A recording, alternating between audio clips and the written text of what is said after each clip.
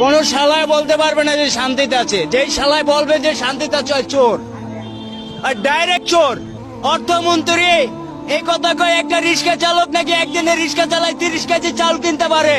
ওই অর্থমন্ত্রী আমি বলি যে আপনি আসুন, আমার পকেটের টাকা নিয়ে 30 কেজি চাল কিনে দিয়ে যান আমার ভাই। ওই শালার অর্থমন্ত্রী আমি এইয়া বলবো। মরণে ভয় করি না। মরণে কিসের ভয়? আল্লাহ একদিন পাঠাইছে আর একদিন নেবে, এই তো। মারবে গুলি করে মারুক, বুদাম খুলে দেব। আমরা বুদাম খোলার প্রার্থী, আমরা বুদাম খুলে দেব। মারো গুলি, চালাও গুলি, যত আছে। ওই যে কেউ কাদের আছে না, কথায় কথায় মিথ্যা কথা বলে, ওনার ভিতরে তো কিছু নাই, মেশিং লাগাই না। ওনার ভিতর তো মেশিং লাগাই না, উনি তো মেশিং এর ধরে কথা বলতেছে। উনি সত্য কথা বলে না জীবনেও। সত্য কথা বললে উনি কোনোদিন ক্ষমতায় থাকতে পারবে না। হাসিনা মিথ্যাবাদী, যে মিথ্যা কথা বলতে পারবে তারই বড় বড় ক্ষমতা দেয়, তারই বড় বড় পদ দেয়।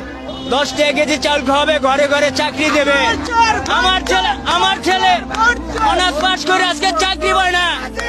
আমি রিক্সা চালাইয়া ছেলের অনার্স পাস করেছি, আমি পারি নাই আমার ছেলের চাকরি দিতে। চাকরি নিতে গেলে নাকি 20 লাখ টাকা লাগবে। 20 লাখ টাকা আমি রিক্সাওয়ালা কোথায় পাবো? ভাষণ দিচ্ছে, নেতৃত্ব দিচ্ছে, কিন্তু উনি বন্দুক লয়ে মাঠে নামে নাই।